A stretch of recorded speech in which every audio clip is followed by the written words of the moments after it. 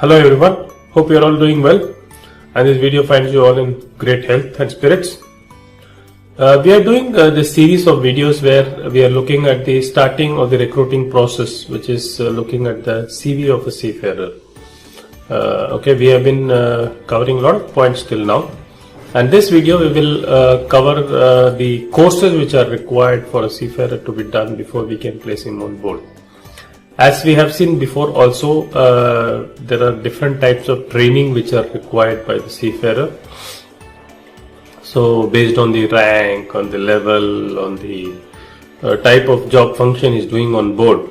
So based on that he is required to do many courses, and there are some courses which are required to be done if the seafarer is going on any kind of vessel. Okay, so based on that there are different categorization of courses. So we will see what seafarer, what rank, which courses are required, and what you need to check on the CV. Okay, that is for the staff. Seafarers, you know exactly what are the courses you need to go on board a ship as in the specified rank. Okay, thank you so much. Let's dive into the video. Hello everyone. Courses are a very important part of the training process and the selection process before the seafarer goes on board. Okay, this video will cover what are the courses which you need to check before the seafarer can be placed on the ship which you are planning for him. Okay, whenever you are planning for a seafarer, you should always have a vessel in mind. Okay, then only you can correctly check for documentation for the seafarer. You should not do a check for general check, like you are checking for all the ships together. There can be some things which are required for all the ships, but there are a lot of requirements which are ship specific, ship type specific. So you should be very selective in doing the selection for a seafarer on the basis of the courses or any other documentation per se. You should always have a vessel in mind, because the vessel gives you the vessel type, vessel gives you the flag, it gives you a lot of specific requirements for that ship. There can be some owner specific requirements or something like that. Okay, here we will see the courses which are required for a seafarer to be done, and what you can get the details from the CV, reading the CV before placing him on the ship. Okay, the courses requirement. First is the basic courses, basic accessibility courses. Okay, so basically these are the courses which are required to be done by the seafarer before going on any kind of a ship. Okay, there can be we have recently discussed in a very detailed way what are the courses which would be required for seafarers to be done for going on all the ships. Different types of courses we have seen. Okay, so I'll just run through very quickly here. Basic accessibility courses, you have 5 areas of courses. One is the security, one is the safety, one is the survival, one is the firefighting, and the last one is the medical. Okay, these are the 5 areas of courses. And security courses, the requirement comes from STW, but the details are from the SOLAS. Okay, and you have also seen different levels of courses. What courses needs to be done by the operation and the support level seafarers, what courses need to be done by the management level seafarers. Okay, this all we have covered in very detail, so I will not go there again. So please go through that video if you have any clarification which are required, or also you can write to me at maritimeplatform@gmail.com. Okay, so that is the basic courses. Okay, what are the courses needs to be revalidated? It is basically the survival and the firefighting. These are the courses usually which are revalidated and are valid for 5 years. Otherwise, other courses you can do it only once. But again, as I specifically mentioned during the MLC video, that MLC provides that the medical courses should be revalidated every 5 years. And for that, I can specifically tell what is Indian government doing. Indian government has a training online which can be done for Medicare course, which can be revalidated every 5 years. Okay, that's regarding the basic STW courses which needs to be done or checked on the CV Okay, check for the validity, check for he is having. You may not have the course certificate in hand, but you can still check based on the CV all these details. Okay, if you have any doubt, always go back and see the CV and then and there. You ask the seafarer, can you send me the certificate? Certificate you can get from the seafarer and check the certificate directly. Okay, if you have any doubts, don't keep it for later. Okay, and then it slips out of the mind and then you will not be able to check that in time. The second type is the vessel type courses. What are the vessel type courses we have seen? It is basically for tankers, bulk carriers, passenger ships. You have various types of courses. Very predominantly tanker courses, where we have the chemical tanker course, gas tanker course, and the oil tanker courses. Okay, again you have two levels of courses there, basic and advanced. Okay, so these are the courses. If that's why I told you, you should have the vessel back of your mind for which you are checking the CV. Okay, so you will know whether you are putting on a tanker, oil tanker, chemical tanker, or gas tanker. So you will know which type of courses he needs to have in the CV and whether it is valid or not. Okay. Third is the equipment specific training. I had mentioned what is the equipment specific training. Is basically is there any specific equipment on the ship? Very common example is the EGDIS. Okay, electronic chart display and information system. This is a specifically equipment. Okay, for that equipment you need specific training. Again, EGDIS has two types of training. EGDIS is required by all deck officers, and the EGDIS has two types of trainings. First is the generic, which is as per IMO 1.27 regulation, the course model, and it says you need to have 5 days of EGDIS generic course. Okay, so they teach about EGDIS, what is EGDIS, how you to operate the EGDIS, all those things they teach. And there is one type specific course which is for a specific model of the EGDIS.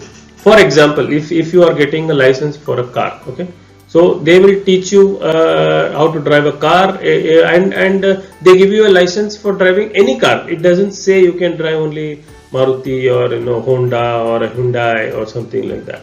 You can drive any car once you get the license. But the the ship owner or the model owner or the the make owner can give you specific training. For example, if you are owning an Audi or if you are buying a new BMW, then you will whenever you are going to buy the car, when you are going to start driving, they will give you a specific Audi specific training or a BMW specific training on how you need to operate, how is the gear there, how are you, is there a gear at all, how do you operate the vessel. There can be other many specific features to that car which is not generally available in other cars. He will tell you the specific details of that car. Okay, this is called type specific training or the make specific training. This is required mostly, generally it is for the EGDIS. You can have other equipments also, which there is any speciality, then the employer will tell you this having this specific requirement equipment on board, so you would need to do this specific training for that equipment on the ship. Okay, again, when getting to show this seeing the CV, you will see whether this training is there with the seafarer or not. If not, and if that equipment is present on your ship, then you should ensure this training is done for the seafarer before he is put on the ship. Mostly EGDIS, you know what make you have on the ship, and what is does the seafarer have any previously done this make EGDIS before, because there are common EGDISs available in all the ships. So it is possible that he has done a ship with the same EGDIS model before, so hence he will be having the training. Okay. Industry requirements. What are these industry requirements? For example, I can give an example of the bridge team management course. Bridge team management course is not required as per STW or any other requirement, but the oil majors, who are the cargo owners basically, they have a requirement that all the deck officers should have this bridge team management course. Okay, so you will see all the deck officers having this bridge team management course. This is a value added course. Again, it is not paid by the seafarer, it is paid by the company. Because it is not required as per the SSW requirements. Again, you should be very clear on where you can tell the officer to do the course on their own, and what are the courses you have to get it done. All the SCCW courses, vessel type courses, these are the only two areas where you can tell them if they should do the course on their own and the cost will be borne by them. Every other courses is all requirement of the company, and you should get the course done on the company's cost. Okay, only basic SCCW and vessel type courses you can tell the seafarer to get it on his own. Okay, there are companies who pay for the vessel type courses also. So it all depends, but basically till vessel type courses the seafarer has to do it on himself. Okay, so industry specific courses, this, as I told you, there's a BTM, and there is one more example where the junior officers like third officer, fourth engineer, second officer, third engineer, they're all required to do only the basic course as we have seen here for the vessel type courses. For example, basic oil tanker course, basic chemical tanker, basic gas tanker course is what is required as per SCCW for the junior officers. But the industry dictates that they should have the advanced course. So the second officer, third engineer, fourth engineer will have the vessel type courses advanced level, advanced tanker safety, advanced chemical tanker safety, advanced gas tanker safety. They should do as per the industry. That is, the industry is basically the oil majors, oil companies, International Marine Forum. They dictate these are the courses to be done. Okay, these are all submitted to the OCMF every monthly, who are all there on board and what kind of training they have done. They have done a advanced training or a basic training. These are all submitted to the OCMF website also every month. Okay, so that is what is industry requirements.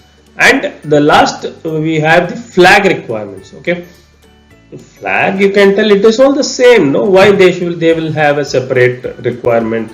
All the basic courses they will also have, because while applying the flag state endorsement they might have separate requirements for some seafarers. Okay, so some flags might have ETO, they will consider the management level, so they can have a higher course. Very good example which many of the people will not know is the Liberian flag. They need AB and bosun who are there. They should have a PSC RB. Otherwise, it's always its PST is sufficient for these two ranks. But if the seafarer is going on a Liberian flag vessel, the Liberian flag requires the AB and bosun to have the PSC RB course. Okay, which is the advanced level course. So this you should be very, very careful, and you should know. That is why again I told you that you should have the vessel in mind before you are checking the CV, so that you will know, okay, I am going to put him on this ship, this is a Liberian flag vessel and this guy is an AB, so I should know whether AB is having a PSC RB or a PST course, so that I can plan him accordingly. If it doesn't have a PSC RB course, then I will not be able to plan him on the ship. Because why you will not be able to plan him on the ship? Because he will not get the Liberian endorsement. Okay, when you are going for the Liberian, they will ask where is the PSC RB for the AB. Okay, then you will not be able to apply for the Liberian endorsement. That is very important, that you should have a PSC RB course for AB and bosun. So these are some specific flag type requirements that are away from the usual requirements, so that you should be aware of such requirements if anything required for the ship, and then you can check for the CV, which will help you. That's it, which we have covered. What are the courses which needs to be checked before placing or planning a seafarer on the ship. So please do ensure all these courses are checked and in the sequence. First you check the basic courses, then you check vessel type courses, then you check for any type specific courses, you need any industry specific courses, and the flag requirements, any required. Okay, these are the websites which we are maintaining. This video where you are seeing, it is on the maritimeplatform.com. We have a question and answer website, which is the seafarersclan.com, where you can ask questions and we will be replying, or anybody can. It's open platform, anybody can ask question and the industry experts can reply. The seafarersblog.com, we regularly post blogs in this website. Shipshorejob.com/careers, this is the website where you can look at the shore jobs in the maritime industry. And these are our social media handles which you can go and follow us. And any queries, anything at all you want, any specific training or any specific video we should cover on a specific topic in the maritime industry, you can always write to us at maritimeplatform@gmail.com, and we will surely make a video on the subject. Okay, thank you so much for watching, and please do share it with others who you feel might be educated as you have been today. And also hit this subscribe button and the bell icon so that you are notified whenever we post the new videos. We are all posting it on the maritimeplatform.com website, where it is easy for anyone to come and log in and post their own educational videos also for the benefit of the maritime industry. Thank you so much. Have a nice day. Be safe. Take care. Follow CAP.